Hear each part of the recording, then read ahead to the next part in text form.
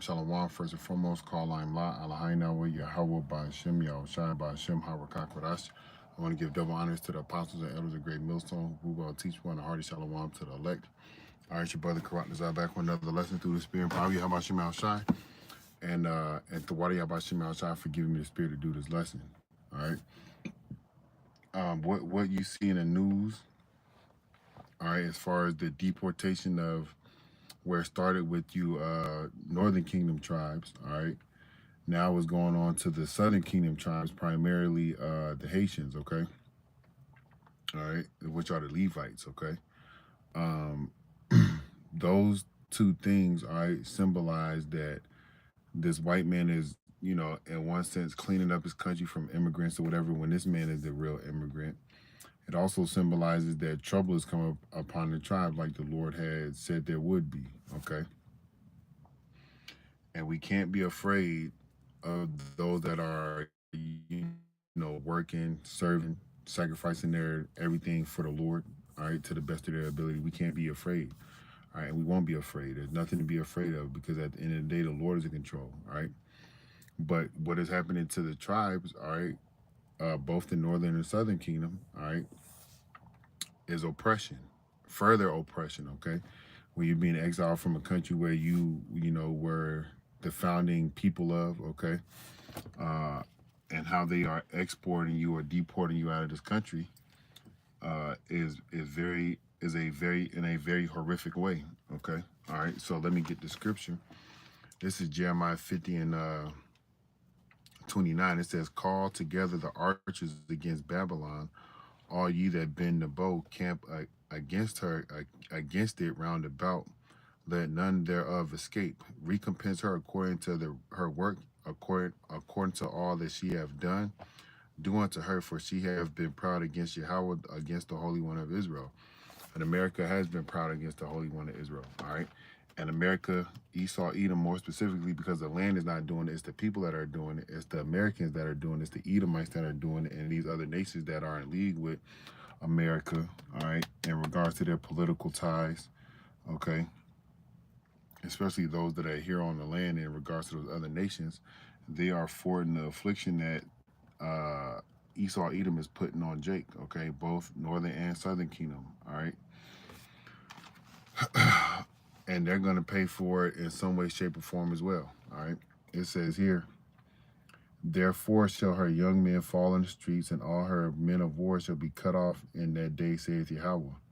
All right, so all these militaries that Esau has, from the Delta Force individuals all the way to the brand new private in the army that don't know anything, okay?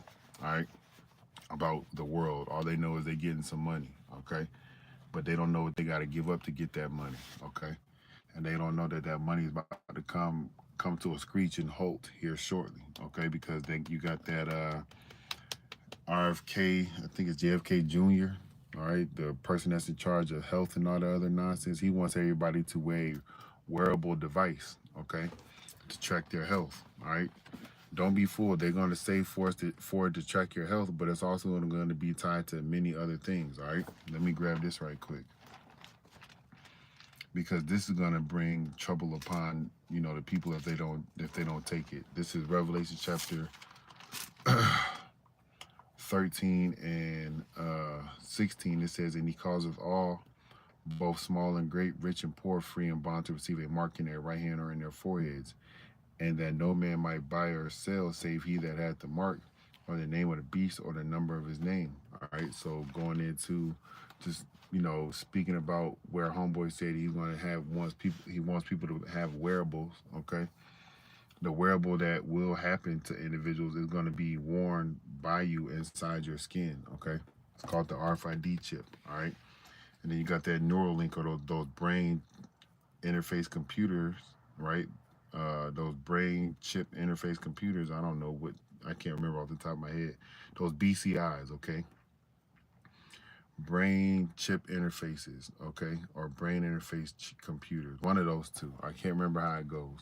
But that's going to be what's placed in the forehead, all right? Neuralink is a popular startup company for that, okay? Is a popular company for that. I'm not saying it's a startup. But nonetheless, all right, That's what's gonna come. As far as uh prophecy, it may not be specific to um that wearable, because he said something vague, a wearable. It could be a watch he may be speaking about. But we know ultimately they want to force people to take that CHIP, okay? Because I just read it said, and he calls it all. How is he going to cause you to take it? By some means of trickery, all right? By some means of forcing you to watch your people die, whatever the case may be, right? He's going to do something like that. But that's just going to further the oppression of the Lord's people, right? But nonetheless, I'm going back to Jeremiah 50 and 31. It says, Behold, I am against thee, O thou most proud, saith Yahweh of hosts. For thy day is come, the time that I will visit thee. All right, the day is coming. All right. I just seen a news clip on one of the brothers' feeds, all right, where it said that something is happening where the time is going to be getting shorter. You know, the scriptures say that the Lord is shortening time for the elect's sake, okay? All right, and that's a great thing. Let me see if I can find it. We need the time to be short. I want the time to be short, all right, because I want to be in the kingdom, you know?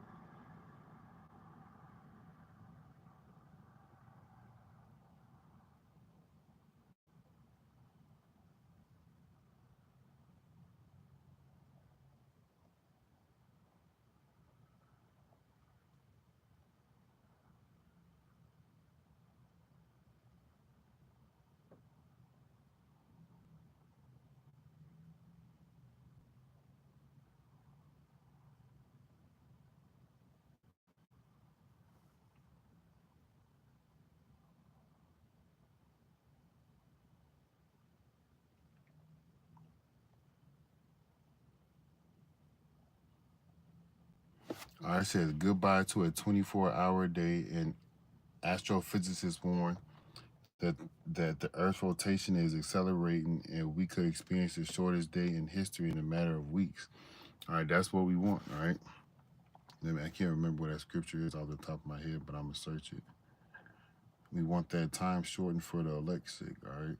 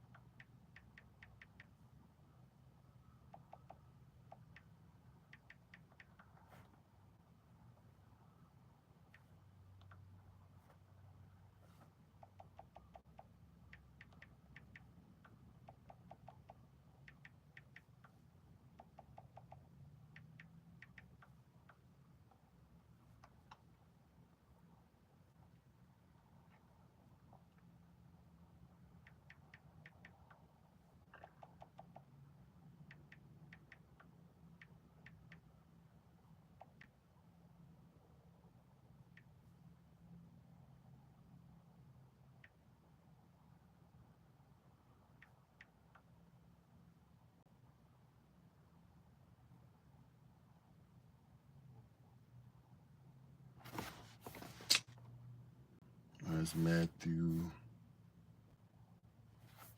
24. I should have kept that. I should have thought of that because it's talking about the end times. But this is Matthew chapter. I'm going to Mark. This is Mark.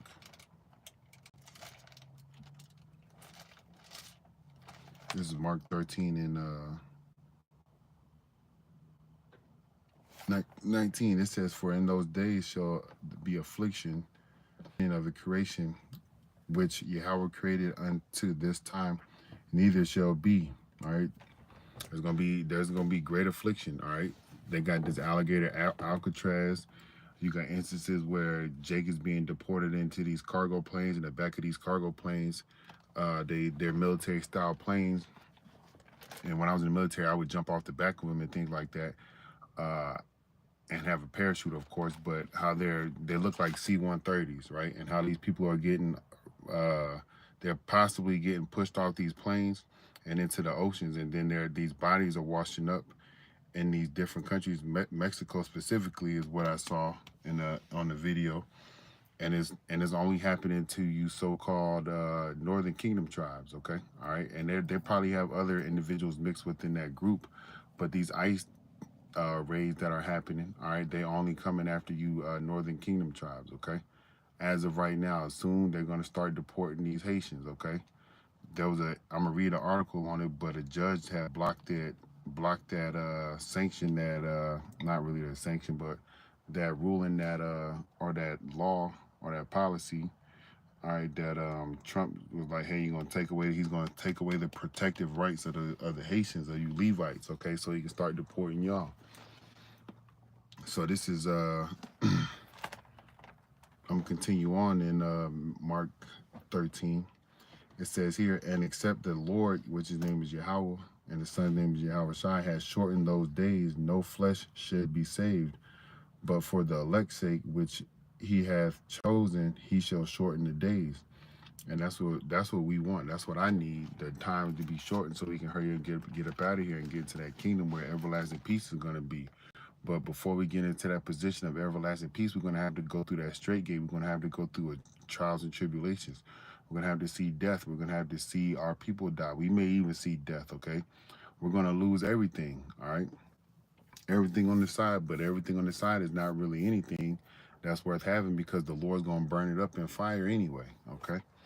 So let me go back to Jeremiah 50. This is Jeremiah 50 and 32, and it says, the most proud shall stumble and fall, and none shall raise him up, and I will kindle a fire in his cities, and shall devour all around about him. All right, we as American people, we live in these, or as Americans, or so-called Americans, right? Because I'm an Israelite. All right, we live in these cities, and when that fire comes, that fire is going to come from those thermonuclear missiles, those arrows that's going to be shot, okay, and whatever other plague the Lord wants to come over here, all right, or to develop here, all right, civil unrest, famine of the word, famine of food, diseases, gonna run on an all rampant high, all right, things of that nature is going to happen, okay, all right, things of that nature is going to happen, all right, and it's going to be against the wicked of our people and these Edomites and these other nations that's here, all right, but the Lord's going to devour up these cities by fire, okay.